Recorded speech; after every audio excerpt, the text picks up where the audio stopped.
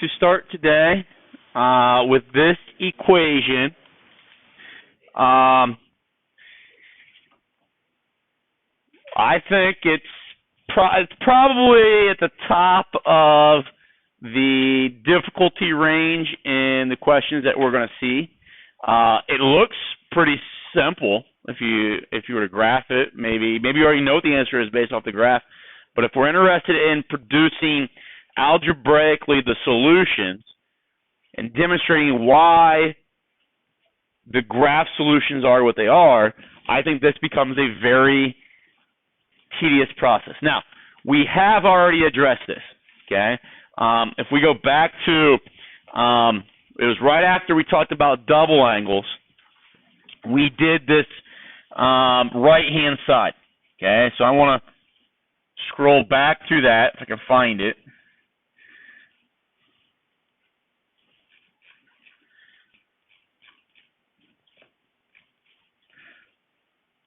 And when we talked about this the first time, I even wrote the equation because I was trying to get you to foreshadow and see why we were dealing with what we were dealing with at that time. Is because this equation was going to be something that we talked about, 10, 15 days later. Okay? So I wrote that down. But the question that we targeted in this section was rewrite cosine 3x so it was in terms of cosine x. We went through this long, somewhat monotonous process. Okay? But what happened is that we were able to get the cosine of 3x to be rewritten in terms of just 1x. Okay? And that purpose was so that we could then solve this equation. Okay? So we're going to go through it again. So if you forget how to do that, no worries. We're going to walk through that with you. Okay? So we got cosine of theta equals cosine of 3 theta. The biggest issue here is not that there's not differing trig functions. They're the same trig functions, so that's nice. But the arguments are differing. Okay? Every problem we've done so far, we have done with the same arguments. Okay? That's what we're going to try to do here. Try to get everything down to the same argument. Now, the easiest thing is to depreciate an argument rather than increase it. I don't even know if you can increase like theta to 3 theta. Okay? So we're going to work with the larger theta, the larger multiple, and break it down because we have our double angle formulas. Okay? We have our sum and difference formulas. So the first thing we're going to do is rewrite this as cosine of 2 theta plus 1 theta. And then that's going to force us to grab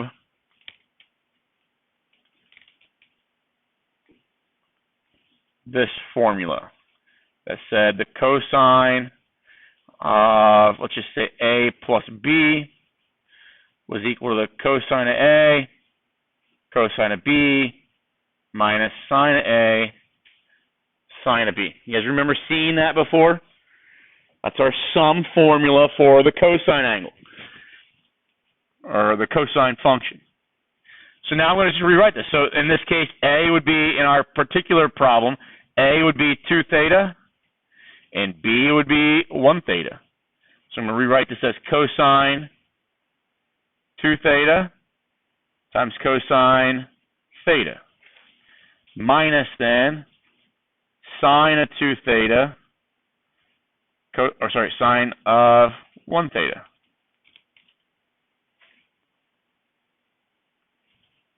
Is everybody all right with that? Okay. Now it does not look simpler in regards to its structure. Now it's products and differences, but collectively we don't have any more 3 thetas, so that's kind of the task. Okay, we didn't want those. Okay, so now the cosine of 2 theta, if you remember, one of those formulas, cosine of 2 theta, was the same thing. Now I'm going to go, there's 3 different formulas that we can utilize for a cosine double angle. That one there is the best, okay? Because it's the one that keeps everything in terms of cosine. The other two introduce sine, and if we're trying to relate back to just trying to keep, the reason I'm trying to keep everything as much as I can using the cosine function is so that it's easier to get everything in the cosine function when we're done. Does that make sense? Now, sine did show up over here, but you'll see here in a moment that there's some nice things that happen with that. So cosine of 2 theta turns into 2 cosine squared theta minus 1. That's this. And then we still have this times cosine theta here. Minus now sine of 2 theta. If you go back to our double angle formula, sine of 2 theta was 2 sine theta cosine theta. Which I'm pulling these from memory, but if you don't have them from memory, you can, you do a quick Google search, say Trig cheat sheet, okay, Trig formula cheat sheet, or Trig identity cheat sheet, and you can get a sheet or PDF out that has all the identities on there.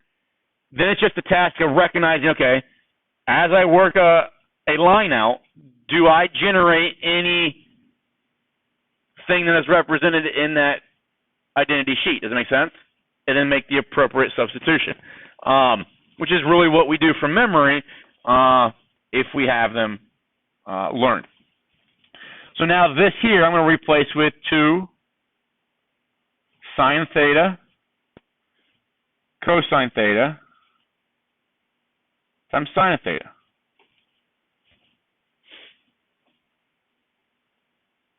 Now I'm going to multiply. So just basically distribute that. So I get 2 cosine cubed theta minus cosine theta. And then over here, we get minus 2, turns out to be sine squared theta cosine theta.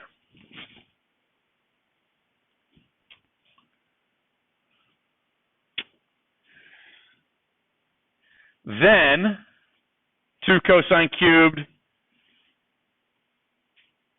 minus cosine. So the issue here, I can't combine anything yet, but in relation to what we've been trying to do, we're trying to be keeping everything in terms of cosine, right? Can I do that? Is sine squared theta the same thing as 1 minus cosine squared theta? That's your Pythagorean identity, right? So that we can now rewrite this as 2 cosine cubed theta minus cosine theta minus 2 1 minus cosine squared theta times the cosine theta. Just making that substitution. Okay. This gives me 2 cosine cubed theta minus cosine theta. I'm going to distribute that negative 2 cosine theta. It would be easier or nicer if we use maybe the commutative property to move those around, but we don't need to. We just keep things straight in our head. Negative 2 cosine times 1 will give me negative 2 cosine. And then negative 2 cosine times negative cosine squared will give me a positive 2 cosine cubed. Does that make sense?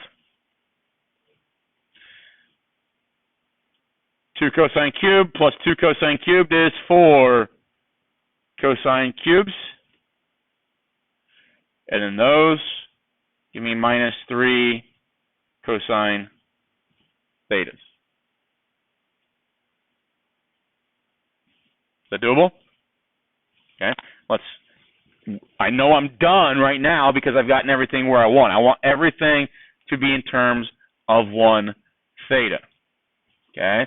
So if I go cosine, you're going to check this, cosine 3x, compare that to 4 cosine of x cubed minus 3 cosine x. And they're the same exact curve, right?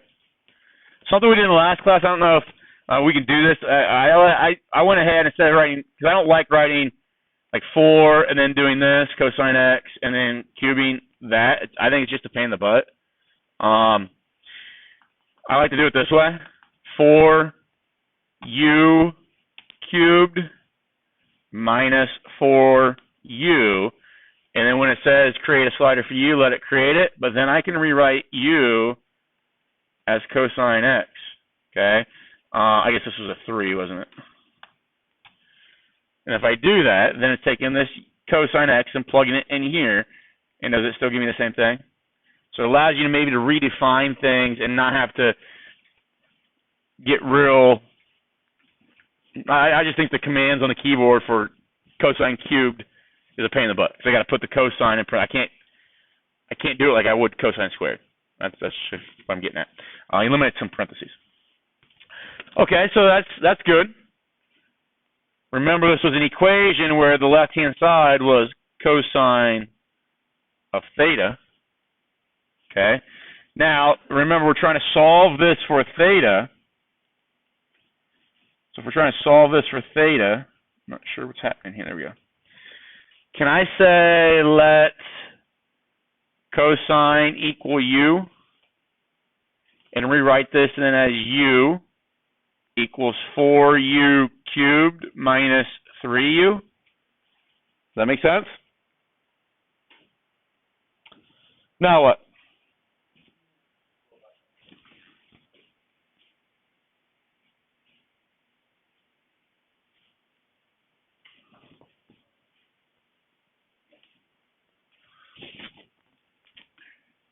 If I've got something cubed in an algebraic equation, what is the technique that we use to solve that?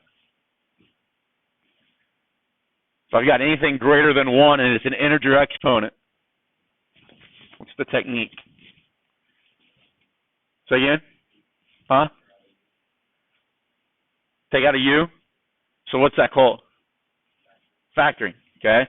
And that's what college algebra was all about, right? Probably 80% of college algebra was relearning, and refining those factoring skills because of how much that stuff gets used in other courses. So I'm going to write this as 0 equals 4u cubed minus 4u. If I factor, I want to get equal to 0. So now I can take out a 4u, and it leaves me u squared minus 1, right?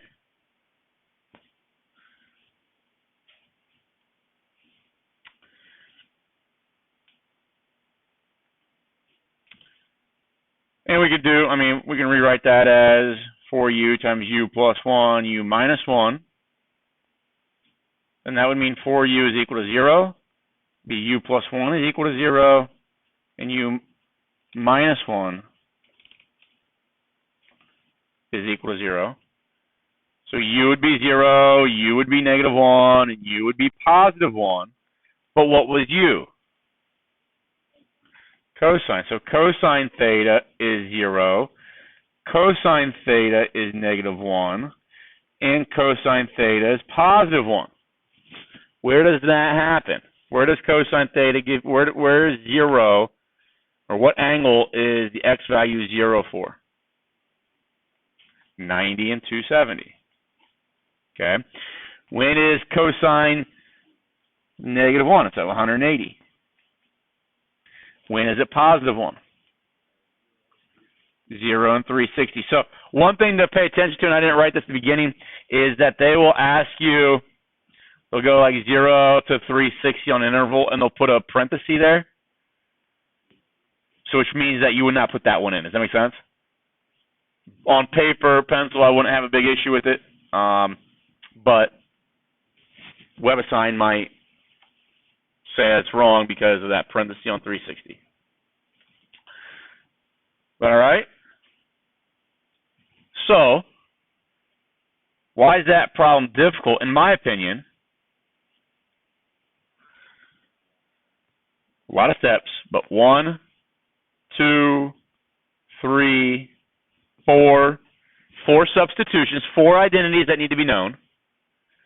You have a technique of U substitution that would be beneficial. And you don't have to necessarily use U substitution, but that's a technique that's, I think, appropriate. you need to be able to factor a cubic. Okay, now it's a unique cubic in the fact that there's a GCF. Okay, so that's nice. But there's quite a bit of trigonometry, and there's quite a bit of college algebra, right?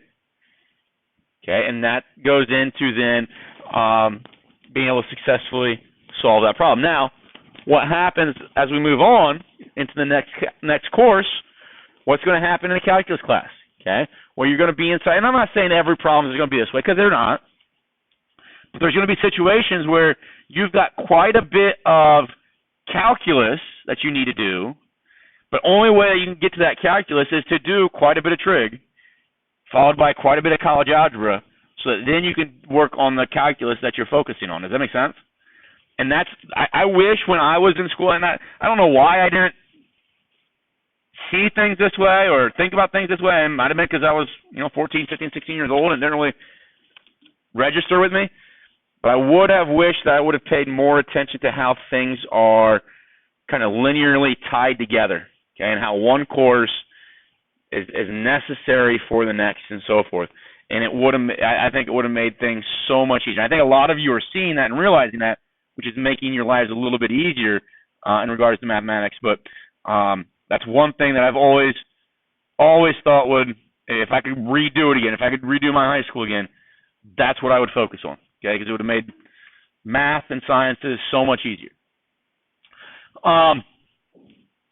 So we always take a problem and try to use that problem to help us solve another one, right?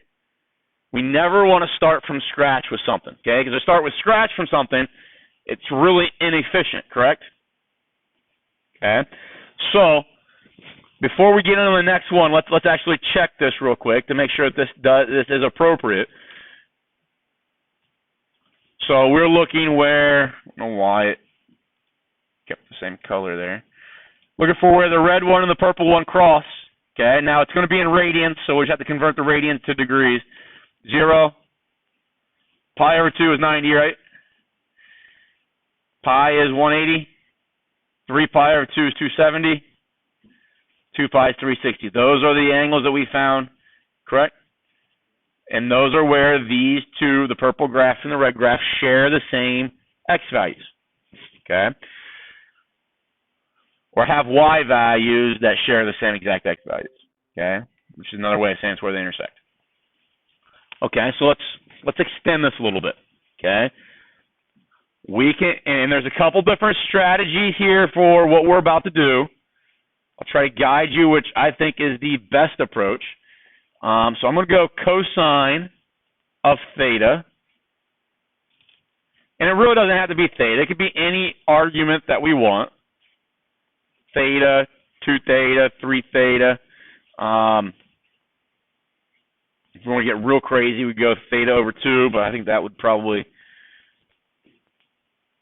put that on the back burner. We won't go half angles. So let's do that. Cosine theta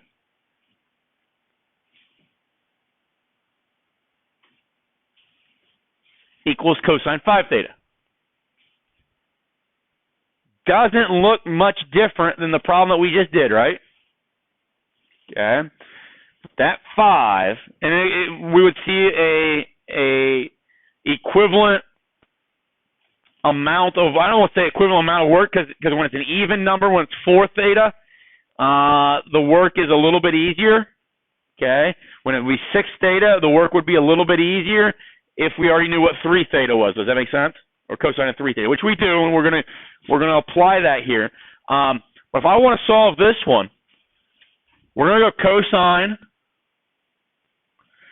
Okay, now you can break it up however you want. You want to go theta plus 4 theta? Have at it. But does anybody know what cosine of 4 theta looks like? No. Okay, but you do know that cosine of 4 theta is cosine 2 theta plus 2 theta, right? And you know what cosine double angles look like, right? So you could use that approach, and maybe if we were to set these two things side by side, the two approaches side by side, maybe that one would be useful, okay? What I'm going to do, though, is I'm going to rewrite this as cosine 2 theta plus 3 theta. And the reason I'm going to do that, and now it helps me because of the last problem that we did. Isn't this going to turn into cosine of 2 theta, cosine of 3 theta, minus sine of 2 theta, sine of 3 theta? Okay. Now, I know cosine of 2 theta. We now know, because of the last problem we did, we already know cosine of 3 theta as well, right? And I know sine of 2 theta. The only issue here, and this might be the reason why, maybe even looking at taking 5 theta and rewriting it as 1 plus 4 theta, might maybe be a better alternative, I don't know, is because I don't know what sine of 3 theta is. Does that make sense? If we would have written it as theta plus 4 theta, it breaks down to sine of 2 theta. We do know that. Okay, so maybe that would be an approach. But I like being able to use this previous problem to help out with this. So let's go ahead and rewrite this now as cosine of 2 theta. Well, what is the cosine of 2 theta? Can I rewrite that using...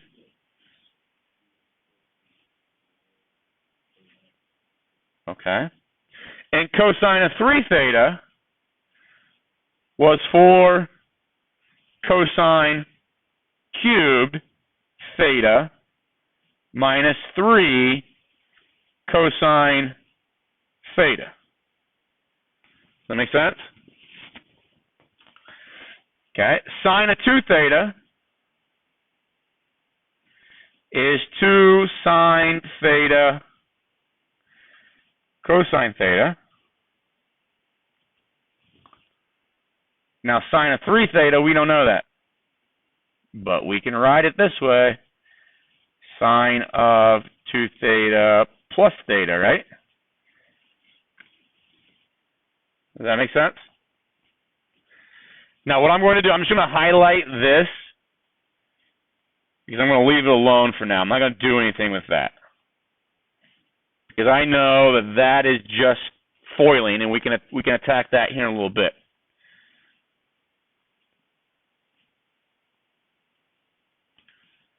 This stuff over here, specifically this right here, is still trigonometry. So I'm going to rewrite this as minus, still have the 2 sine theta cosine theta, but now this thing here turns into sine 2 theta cosine theta plus cosine 2 theta sine theta.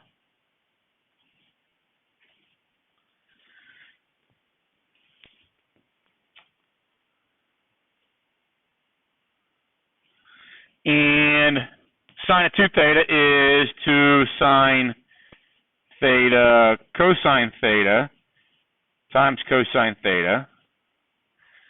Plus then, this here turns into 2 cosine squared theta minus 1 times then sine theta.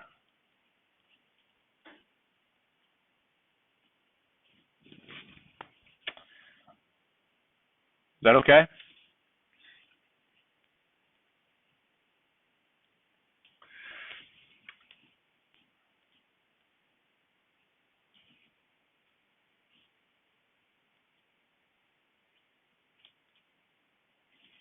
So we get that nasty looking thing.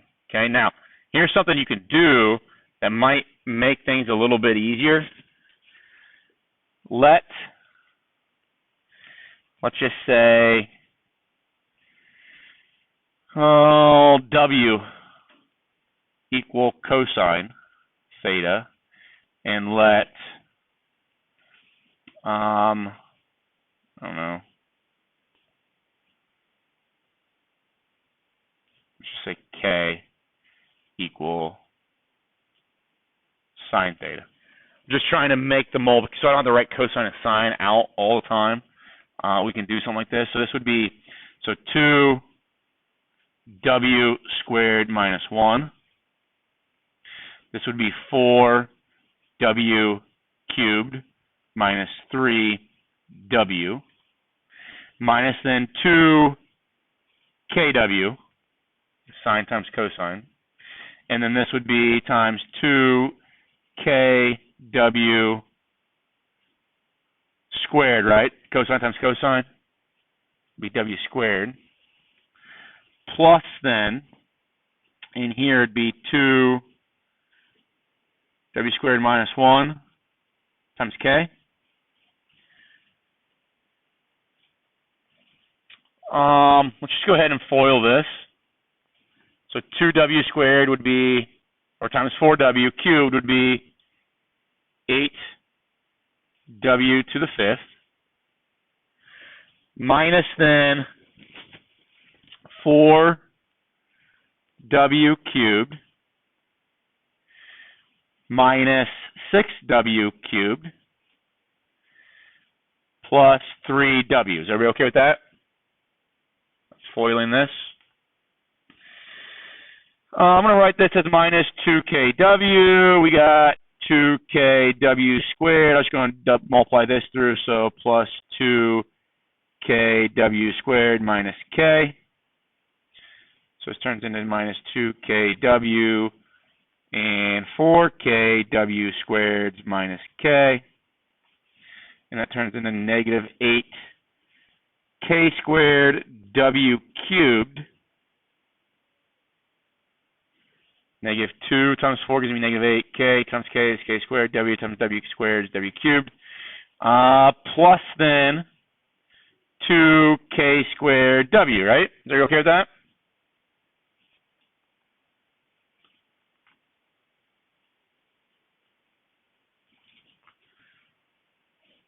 All right. Now, the only issue here is that, if this was an algebraic equation, we have two variables, right? We have w's and k's, which still means that if we think about what we let w and k be, we still have sines and cosines in this problem. And that's a problem. Okay, that's an issue. So, if I look at this k squared, that's a sine squared, isn't it? Isn't sine squared the same thing as 1 minus cosine squared? So what I'm going to do is I'm going to rewrite this as 8w to the 5th minus 4w cubed minus 6w cubed plus 3w minus 8, okay? Now this k squared is going to be 1 minus, so cosine was w, so it'd be 1 minus w squared times w cubed. Plus then 2 k squared again, so that's 1 minus w squared times w.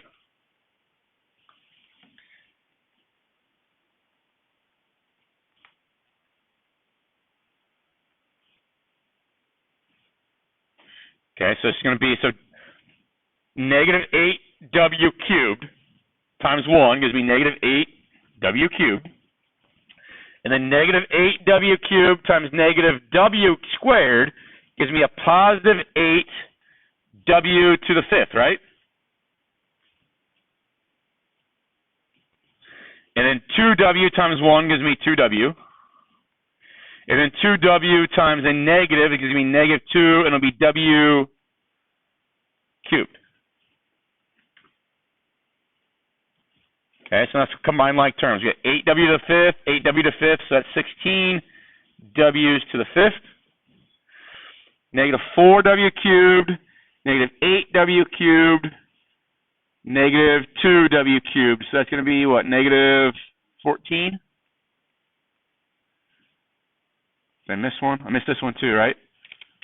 So negative 20w cubed. We agree with that? And then plus 5w's is equal. So remember, this was all equal to cosine, right? Cosine theta, which would then be just w, right? So now we've got 0 is equal to 16w to the 5th minus 20w to the 3rd plus 4w, right? All right. Now, if I wanted to solve this by hand, algebraically, okay, what do those all have in common?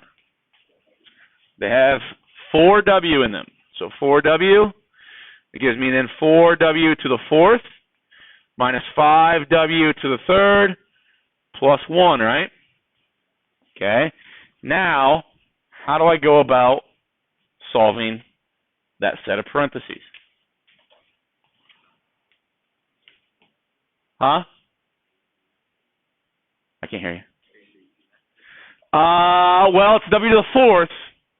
So the AC method is only going to work if that's going to be quadratic in nature or structure.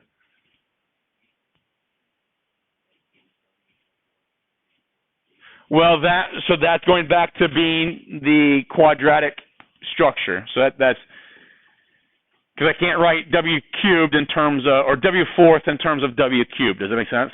But if it was like w to the fourth and w squared, then I can write one in terms of the other. You guys remember P over Q? Rational root theorem? Okay. That would be the next structure or strategy that I use. Okay. I'm not going to go any further with this, but what I want you guys to realize, okay, what was W? W was cosine, right?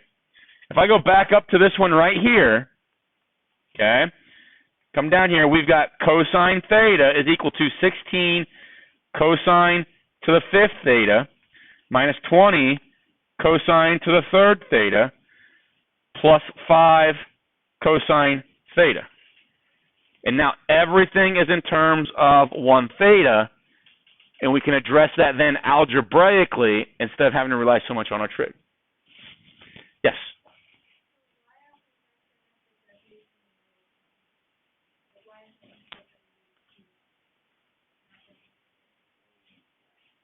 Oh, I'm sorry. Good catch there. So that was W. So I took a W out here. I don't know. I just wrote 3 there. Okay. So now, Jimin, U substitution would maybe be appropriate here. Okay. So because we could rewrite this. So if we could say, let U equal W squared. So it turns into, I'm just going to leave it as 4W for the moment out here. But the inside would then be 4u squared minus 5u plus 1. And maybe the AC method, does the AC method work there? Two numbers that multiply together give me 4, but have to give me negative 5? Does that work?